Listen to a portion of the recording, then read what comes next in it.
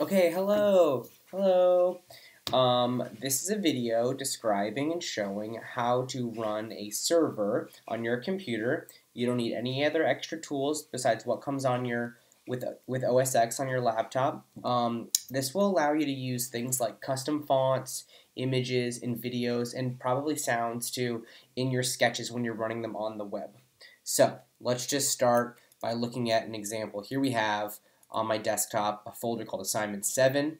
I've got my p5.js file, and I've got my project. It's called Server Required, and I've got a custom font here, and I want to use that font.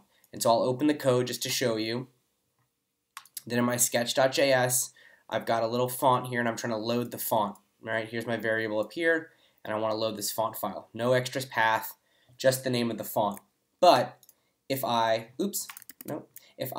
open up index.html by double-clicking, you can see that that's not right. That is not the font that I chose. And if I open up the console, I can see that I've got an error. Now this error is a security precaution. It's basically saying that I don't want to load a file that's not from the same domain, and the domain is not real because we're loading on our personal computer. So this will work fine when you put your assignments online, but to test them on your computer, you're going to want to follow these instructions. Okay, so how do we fix this? The first thing we need to do is make sure that our font file is in fact in the folder. There it is. The other thing we want to do is check to make sure that it is read-only and read-only. Good, good, good. Okay, good. So now let's make it work. You need to open up the terminal. I'm going to close mine so I can open it up for you fresh. The way you open up the terminal is by either going to Spotlight up here or by hitting Command spacebar and typing terminal.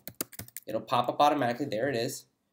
I saved it in my docs so that I can always access it. Okay, so now here we are in the terminal. The terminal is really cool. You can type into it. It's awesome. It'll tell you if you type something incorrectly, but basically this is a way of talking to your computer. So you need to type CD and hit space. CD stands for change directory. The directory that we want to change to is the folder that holds all the assignments. Okay, so we click and we drag that over until it says the full path of that file. I'm going to expand it so it's one line. And then you simply hit enter. Alright? And you can see right here it says assignment 7. So we know that we're in the right place. Alright? If you want to convince yourself, you can type ls, which means list, and you can list out, you can see there we are.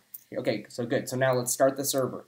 The command, and I'll copy and paste this into the assignment document, is Python, which is another programming language, -m, which means load a module, and then we type SimpleHTTPServer, and then we need to tell the port, and we say 8080. Now, you can type this exactly the way it is, and you must get these upper cases correctly.